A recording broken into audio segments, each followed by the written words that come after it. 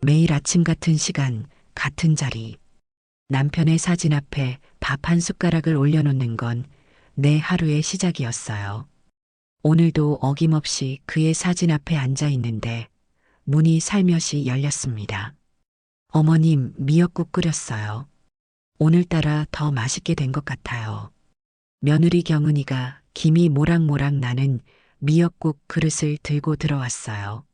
머리카락은 단정하게 귀 뒤로 넘기고 얼굴은 화장기 하나 없이 맑았죠. 고마워. 근데 어쩜 이렇게 매일 일찍 일어나니? 어머님 밥상 차리는 거 제가 제일 좋아하는 일인데요. 그 애의 미소는 언제나 따뜻했어요. 남편이 세상을 떠난 후 텅 빈 집안에 다시 웃음소리가 들리기 시작한 건 아들이 경은이를 데려왔을 때부터였으니까요. 어머님, 미역은 적당히 드시고 이 두부찌개가 더 좋을 것 같아요. 혈압약 드셨죠? 작은 거 하나까지 챙기는 모습이 얼마나 고마웠는지 몰라요. 그런 며느리였기에 그날의 변화를 눈치챘는지도 모르겠어요. 식탁을 정리하고 있는데 현관문이 활짝 열리더니 아들이 들어왔어요. 엄마, 좋은 소식이 있어요. 아들 준호는 이제 40이 넘었지만 좋은 일이 있을 때면 여전히 학생처럼 들뜨곤 했죠. 우리 제주도 여행 가요. 첫 가족여행. 봉투 안에서 꺼낸 건 제주행 비행기표 3장. 그런데 그때 경은이의 표정이 스쳐 지나갔어요. 기쁨, 놀람, 그리고 불안함? 아주 잠깐이었지만 어머니의 눈은 속이기 어려웠죠. 제주도? 좋지. 근데 갑자기 웬 여행이야? 결혼 5주년이잖아요. 그동안 한 번도 제대로 된 여행을 못 갔으니까. 경은이는 미소 지었지만 손가락이 테이블 끝을 살짝 두드리고 있었어요.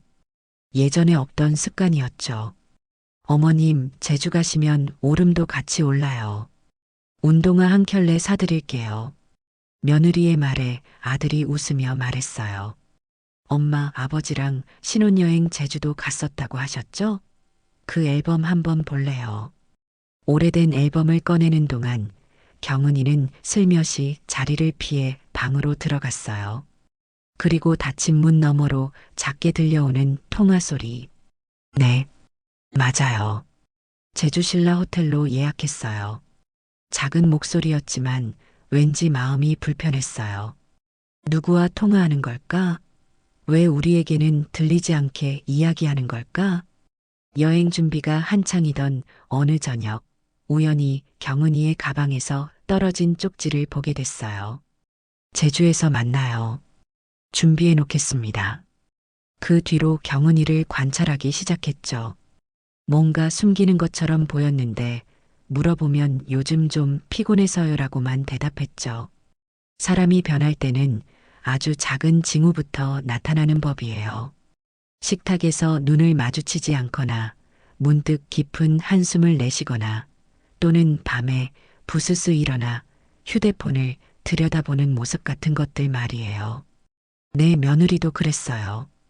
5년간 한결같던 사람이 조금씩, 그러나 확실히 달라지고 있었지요.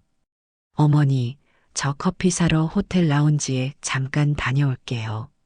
제주도에 도착한 오후, 제주 신라 호텔 객실에서 며느리는 살짝 긴장한 표정으로 말했어요. 나는 TV를 보는 척하며 고개를 끄덕였죠. 그런데 그 잠깐이 30분, 1시간으로 길어졌어요. 창밖으로는 제주의 맑은 하늘이 펼쳐져 있는데 내 마음은 점점 흐려지고 있었습니다. 의심하지 않으려 해도 정말 최근 몇 달 뭔가 달라졌어요. 이번 제주도 여행. 우리 가족 첫 여행인데 며느리의 행동이 더 이상하게 느껴졌어요. 제가 초조해서 며느리를 찾아 호텔 로비로 내려갔을 때였어요. 라운지 유리창 너머로 보인 건 낯선 중년 남자와 마주 앉아 이야기하는 며느리의 모습이었습니다. 숨이 막혔습니다. 차라리 보지 말걸. 그랬어요. 경은이와 중년 남자가 머리를 맞대고 무언가를 보고 있었어요. 남자는 정장 차림의 단정한 모습이었고 경은이는 웃고 있었어요. 나에게도 아들에게도 보여주지 않던 그런 편안한 웃음이었습니다. 그 남자가 경은이의 손을 잡았어요. 그리고 무언가를 귓속말로 전하자 경은이는 고개를 끄덕였죠. 내 심장이 큰 소리로 뛰기 시작했어요. 경은이가 다시 방으로 돌아왔을 때 난 아무 말도 하지 않았어요. 다만 그 애의 눈을 똑바로 바라봤죠. 경은이는 시선을 피하며 커피가 늦어져서 죄송해요라고 말했어요. 그날 밤 제주의 바다가 내려다 보이는 창가에 혼자 서서 생각했어요. 우리 경은이가 바람을 피우는 걸까? 믿고 싶지 않았어요. 하지만 제 눈으로 본 것을 어떻게 부정할 수 있을까요? 오늘부터 지켜보기로 했어요. 증거를 찾을 때까지는 아무에게도 말하지 않을 거예요. 특히 아들에게는요. 사람의 마음이 갈라지는 순간은 한 번의 큰 배신이 아니라 작은 거짓말들이 쌓이는 순간이더라고요. 첫날 밤 제주의 바다는 거짓말처럼 고요했어요. 호텔 창문을 열자 시원한 바닷바람이 방 안으로 들어왔죠.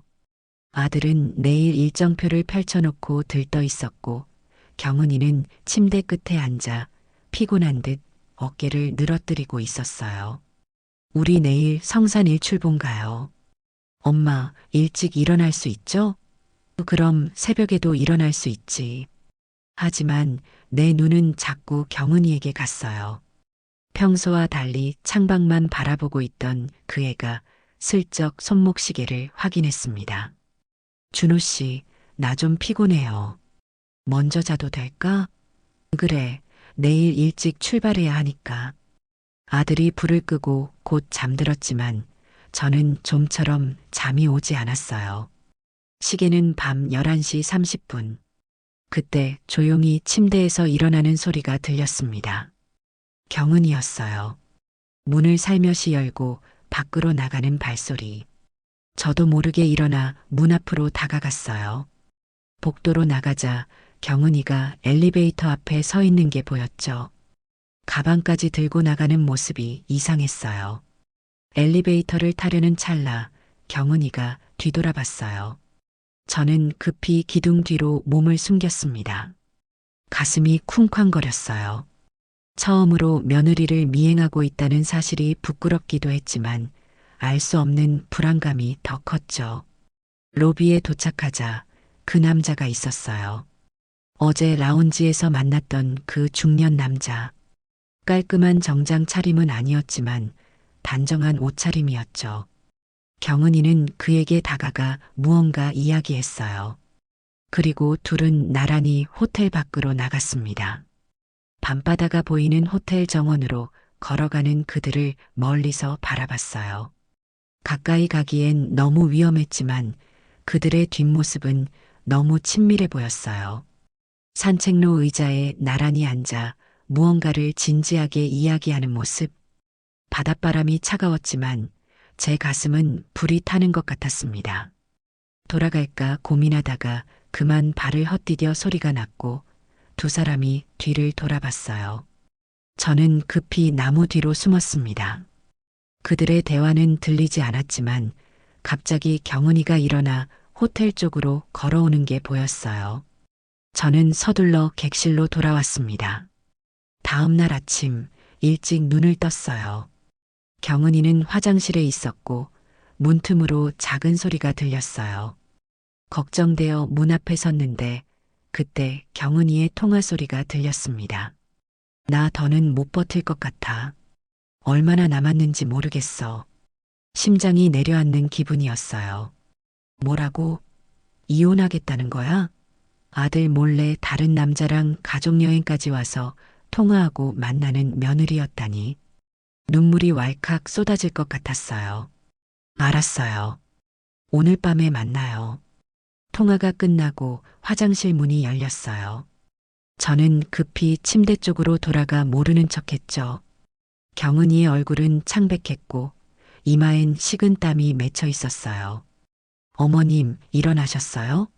죄송해요. 소리 냈나 봐요. 아니, 괜찮아. 근데 얼굴이 안 좋아 보이네. 어디 아파? 아니요, 그냥 잠을 잘 못 자서요. 거짓말이었어요. 그 애의 눈빛이 말해주고 있었으니까요. 무언가를 숨기고 있다는 것을. 아침 식사 시간, 아들은 여행 계획을 신나게 설명했지만 제 귀에는 들어오지 않았어요. 식사 중에 경은이의 가방에서 무언가가 떨어졌죠. 종이 한 장이었어요. 바람에 날려 제 발 앞으로 왔습니다. 제가 보려고 하자 매가 먹이를 낚아채듯 며느리가 뺏어갔어요. 당황스럽지만 슬쩍 경은이에게 물었죠. 뭐니? 별거 아니에요. 서둘러 가방에 넣는 모습이 수상했어요. 그때 테이블에 있던 호텔 키카드가 눈에 들어왔습니다. 객실 번호. 우리가 묵는 방은 823호. 그런데 옆에 있던 두 번째 카드는 825호.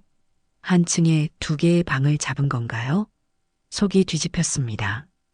그날 오후 성산 일출봉을 오르는 동안 경은이는 자꾸 뒤처졌어요. 숨을 헐떡이며 가슴을 누르는 모습이 보였죠. 아들이 많이 힘들어? 라고 물을 때마다 괜찮아. 그냥 체력이 딸려서. 라고 답했지만 밤늦게 잠 안 자고 외간 남자 만나러 다니니 피곤해서 그런 거지요. 기가 찼습니다. 바람에 날리는 경은이의 머리카락 사이로 창백한 얼굴이 보였습니다. 순간 마음이 약해졌어요. 하지만 곧 어젯밤 장면이 떠올랐죠. 밤중에 몰래 만난 남자, 친밀한 대화, 점점 머릿속에서 며느리와 중년 남자가 한 짓거리가 상상되었습니다. 정상에 도착했을 때 경은이의 휴대폰이 울렸어요.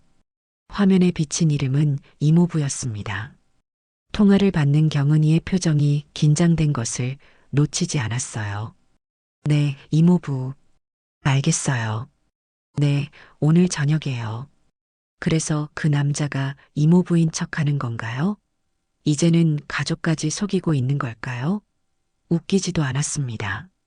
TV에서 바람필 때 전화번호를 가족 이름으로 바꾼다더니 그런 사람이 제 며느리라니 기가 찼습니다. 저녁이 되자 경은이는 잠깐 산책 좀 하고 올게요라며 나갔어요. 창밖으로 보니 호텔 앞에서 그 남자와 다시 만나는 모습이 보였죠. 더는 참을 수 없었어요. 내일은 모든 것을 끝내야겠다고 마음먹었습니다. 아침 일찍 호텔 주변 산책로를 혼자 걷고 있었어요. 제주의 바람은 서울과 달랐죠.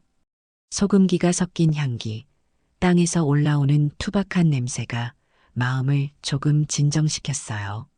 며느리가 준 운동화를 내려다봤습니다. 신지 않은 새 운동화였죠. 어머님, 제주 오름 함께 오를 거예요.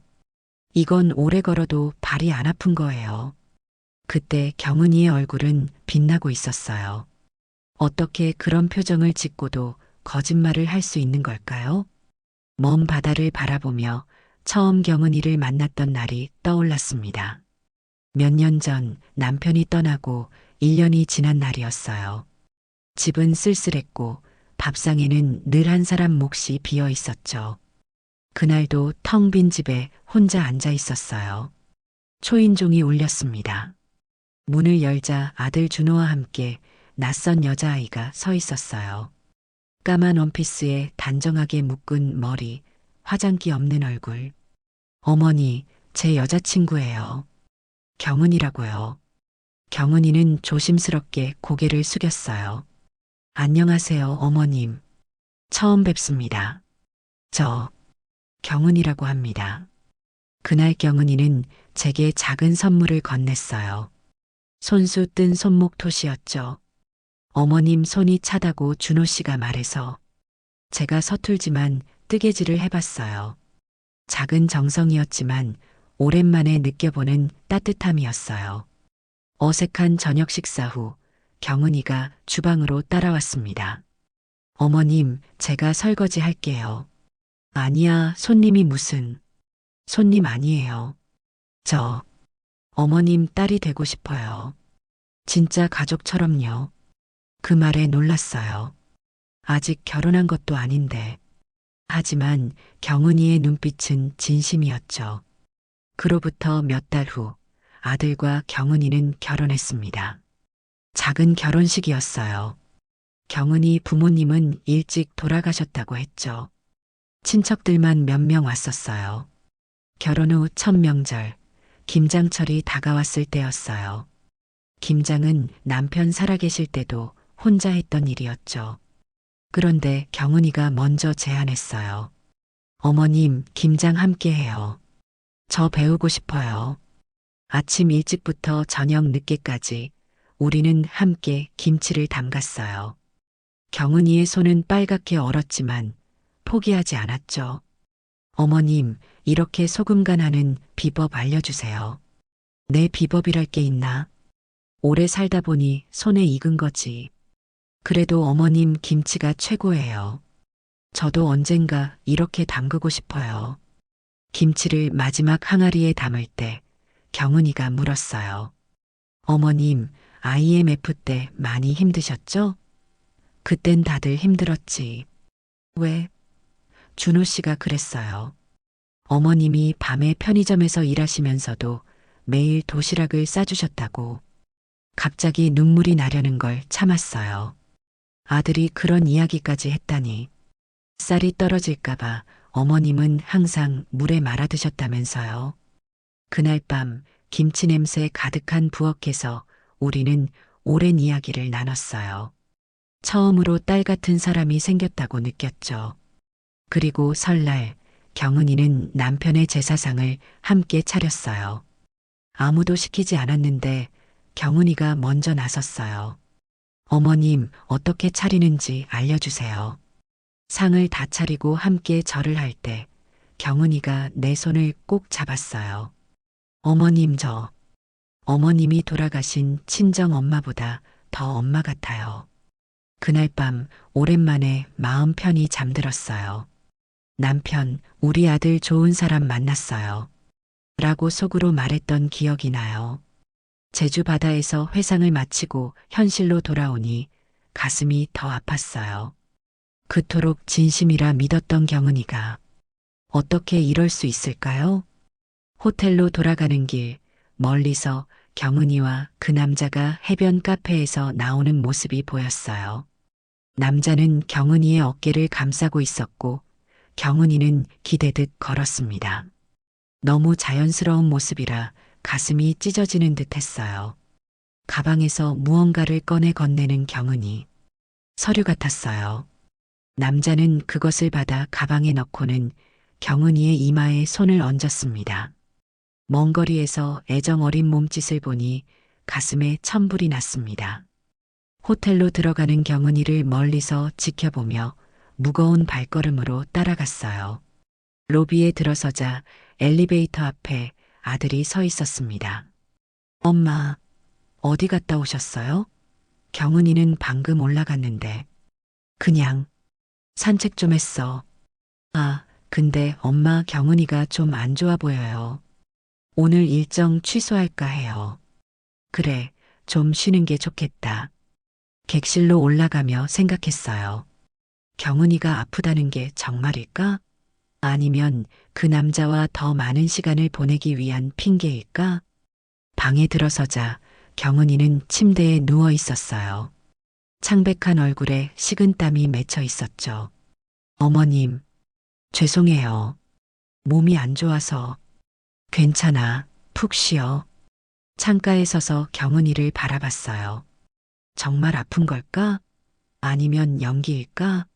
진심을 알 수 없어 더 혼란스러웠습니다. 소파에 걸쳐진 경은이의 가방에서 흰 봉투가 삐져나와 있었어요. 봉투 위에는 서울대학교병원이라는 글자가 보였습니다. 심장이 쿵쾅거렸어요. 정말 아픈 건가? 하지만 곧 머릿속에서 다른 생각이 들었어요. 아프다는 핑계로 그 남자를 만나는 거라면? 가족을 속이고 비밀 관계를 유지하는 거라면?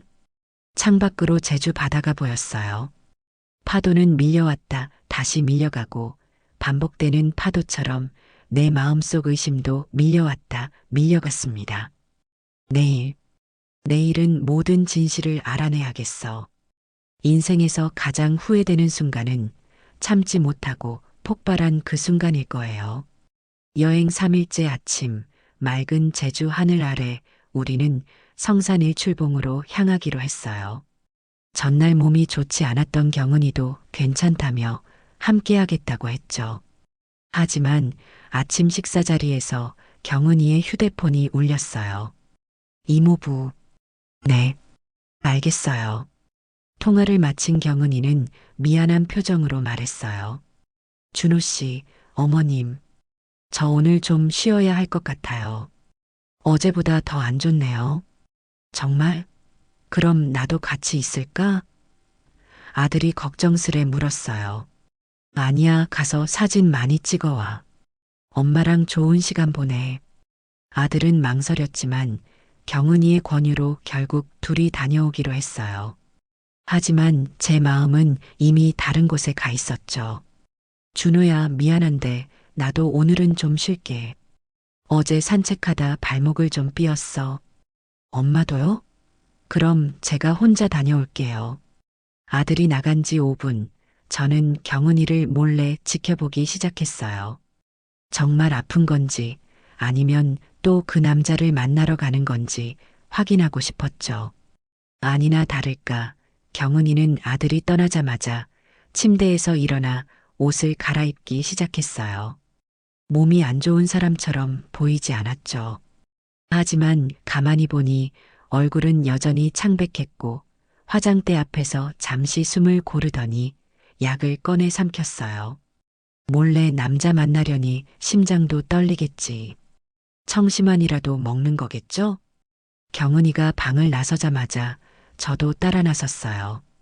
이번엔 로비가 아닌 호텔 뒤편 작은 정원으로 향하더군요. 그곳에서 그 남자가 기다리고 있었습니다. 두 사람은 나란히 앉아 무언가를 보고 있었어요. 서류 같았죠. 경은이가 고개를 저었고 남자는 경은이의 어깨를 토닥였습니다. 그들이 자리에서 일어나 호텔 밖으로 나가는 걸 보고 저도 멀찍이 따라갔어요. 제주 바다가 보이는 한적한 카페로 들어가는 두 사람.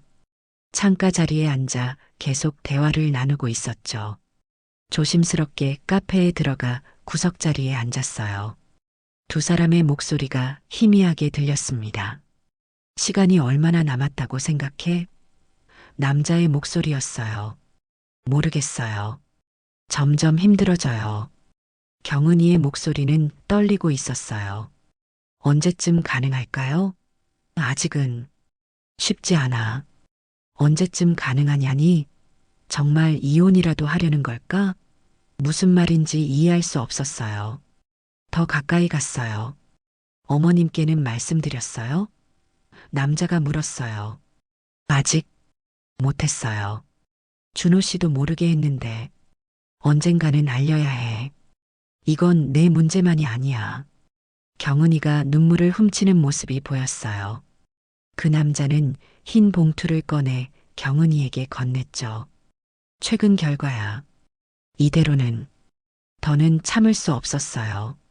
자리에서 벌떡 일어나 그들을 향해 걸어갔습니다. 두 사람은 제가 다가가는 것을 보고 놀란 표정을 지었어요. 어머님?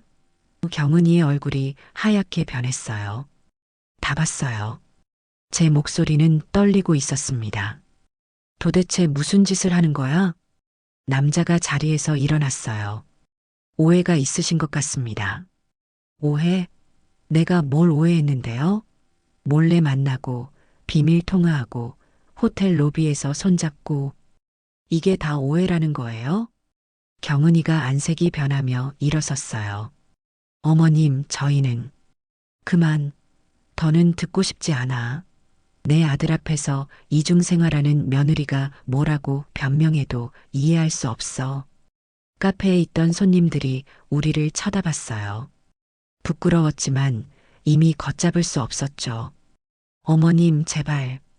진실은 경은이가 말하려 했지만 제가 가로막았어요. 진실? 내가 직접 본 게 진실이지.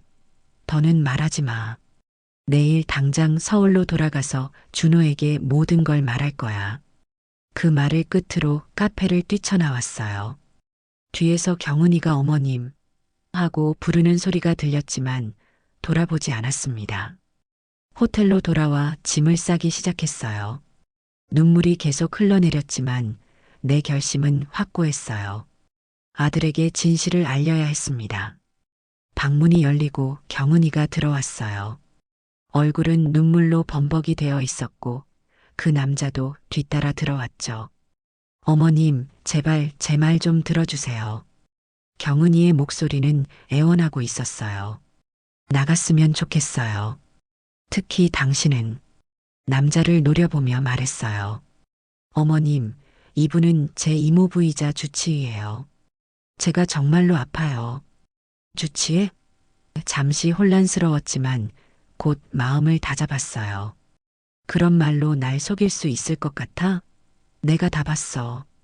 호텔 로비에서 밤에 몰래 만나고 밤에 만난 건 수술 동의서 때문이었어요. 제가 여행 도중에 쓰러질까봐 이모부가 학회를 핑계로 여기까지 동행해 주셨어요. 경은이가 울먹이며 말했어요. 저는 심장이식을 기다리고 있어요. 순간 뭔가에 맞은 것처럼 멍했어요. 하지만 여전히 의심이 가득했죠. 거짓말 그만해.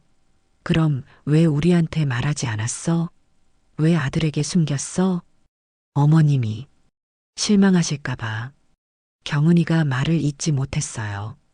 그때 그 남자가 의사신분증을 꺼내 보여줬어요. 서울대학교병원 심장내과 전문의. 그리고 흰 봉투에서 의무기록을 꺼냈죠. 김경은 환자는 말기 신부전증 환자입니다. 1년째 심장이식을 기다리고 있고 상태가 많이 악화되었습니다. 머릿속이 하얘졌어요. 사실이라면 내가 얼마나 큰 오해를 한 거지? 어머님, 경은이가 다가왔어요. 정말 죄송해요. 말씀드리고 싶었지만 어머님과 오빠가 걱정할까봐, 짐이 될까봐. 그래서 그 순간 경은이가 갑자기 흔들리더니 바닥으로 쓰러졌어요. 경은아. 이모부가 급히 달려가 경은이를 붙잡았습니다. 의식이 없어요. 빨리 병원으로 가야 합니다. 저는 그 자리에 얼어붙은 채 모든 게 꿈처럼 느껴졌어요. 내가 미워했던 사람은 정말 아픈 사람이었던 거예요? 그렇게 경은이는 구급차에 실려 제주대학병원으로 향했고 이모부는 곧 서울로 이송해야 합니다라고 말했어요. 그리고 저는 한없이 작아지는 기분으로 구급차 뒷자리에 앉았습니다. 내가 무슨 짓을 한 거지? 세상에서 가장 아픈 순간은 내가 미워했던 사람의 고통을 뒤늦게 알게 되는 순간일 거예요. 제주대학병원 응급실 의자에 홀로 앉아 있었어요. 아들에게는 연락했고 1시간 뒤 도착할 거라고 했죠. 경은이는 응급 처치를 받고 있었고 이모부는 의료진과 무언가 급하게 논의하고 있었어요. 머릿속은 복잡했어요. 지금까지의 모든 오해, 의심, 분노가 한순간에 부끄러움으로 바뀌었죠. 며느리를 의심했던 순간들이 필름처럼 스쳐 지나갔어요. 몰래 통화하던 순간 라운지에서 만남, 밤중에 나간 것, 약을 먹던 모습, 모든 것이 이제는 다른 의미로 다가왔습니다. 이모부가 다가와 제 옆에 앉았어요. 많이 놀라셨죠? 죄송합니다. 아니에요. 제가 오해해서 말이 제대로 나오지 않았어요. 경은이가 말하지 못한 건 어머님을 걱정해서였어요. 남편 잃고 힘드신데 자기 때문에 더 걱정하게 하고 싶지 않았대요. 가슴이 무너져 내리는 느낌이었어요. 얼마나 많이 아픈 거예요? 3년 전부터 심장 근육이 약해지기 시작했어요. 지금은 심장 기능이 30% 미만입니다. 이식이 필요한 상태예요.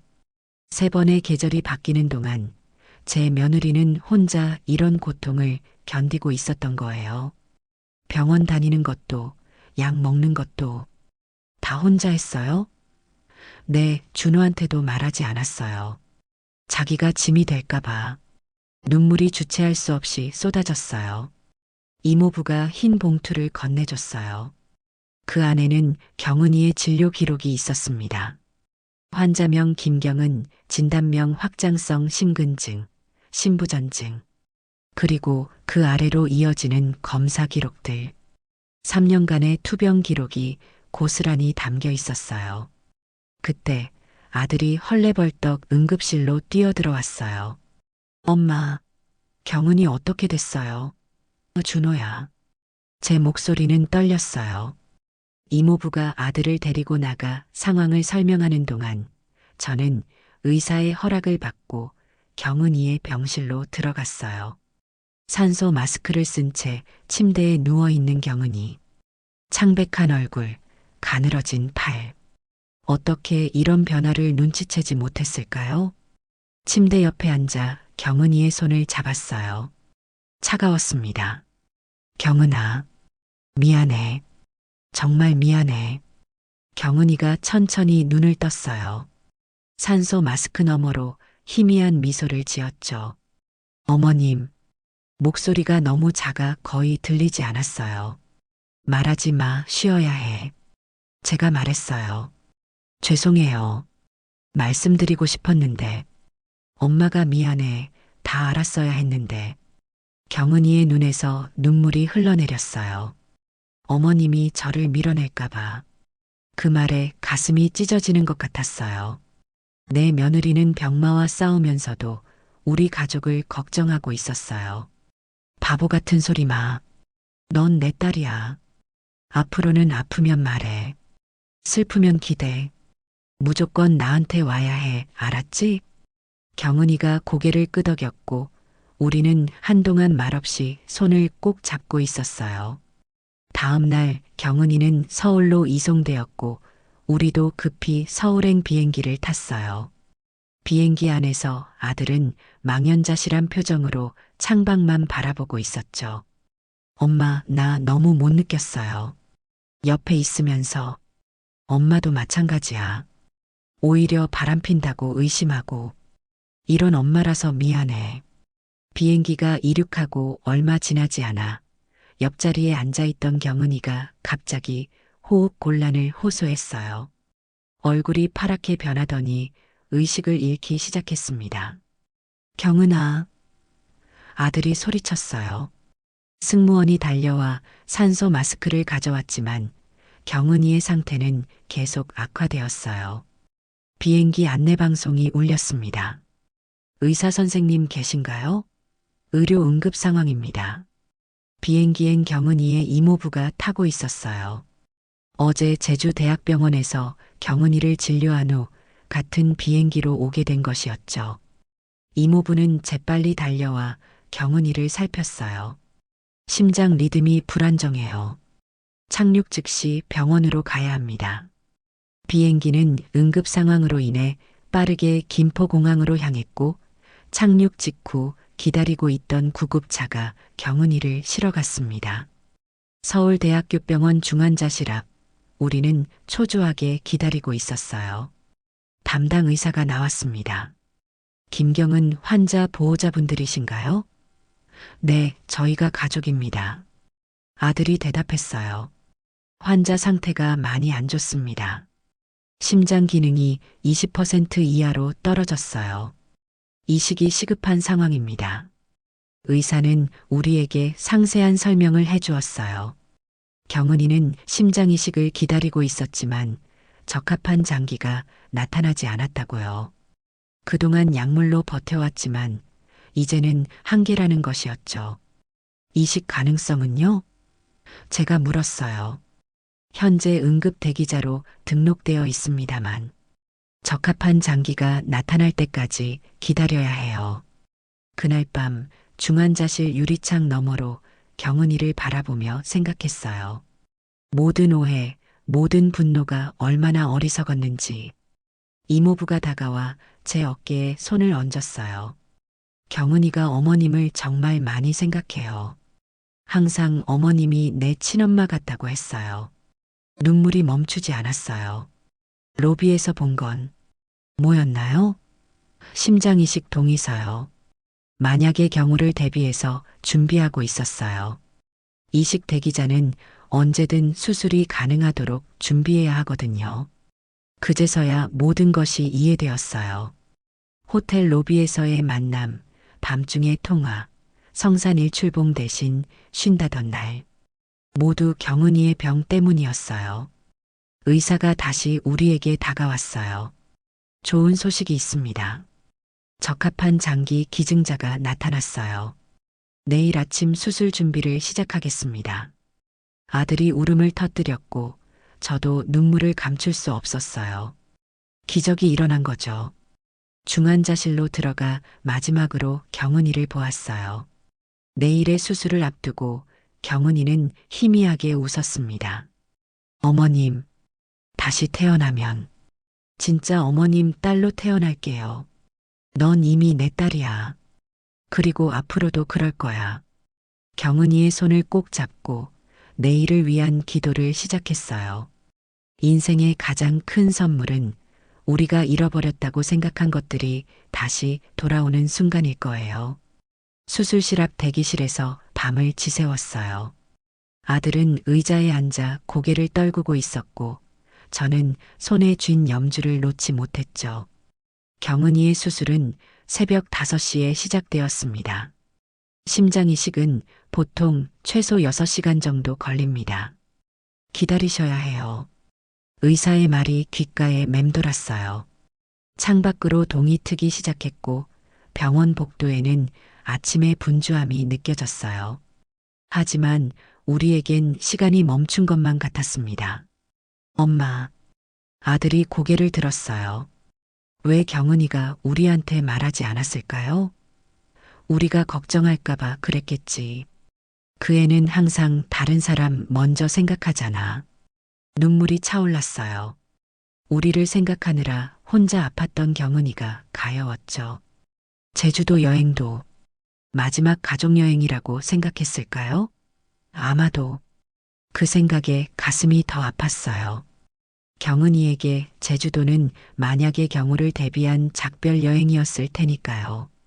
8시간이 지나고 드디어 수술실 문이 열렸습니다. 주치의가 마스크를 내리며 걸어 나왔어요. 수술은 성공적이었습니다. 새 심장이 잘 기능하고 있어요. 안도의 눈물이 쏟아졌어요. 아들은 무릎을 꿇고 흐느꼈고 저는 계속 고맙습니다라는 말만 반복했어요. 앞으로 회복 과정이 중요합니다. 중환자실에서 일주일, 그 후 일반 병실에서 3주 정도 지내게 될 거예요. 경은이는 중환자실로 옮겨졌고 우리는 유리창 너머로만 그 애를 볼 수 있었어요. 온몸에 선이 연결되어 있고 인공호흡기가 달린 모습이 안쓰러웠지만 모니터에 표시된 심장 박동은 규칙적이었습니다. 일주일 후 경은이는 일반 병실로 옮겨졌어요. 의식도 돌아왔고 이제는 짧은 대화도 가능했죠. 병실에 들어서자 경은이가 미소 지었어요.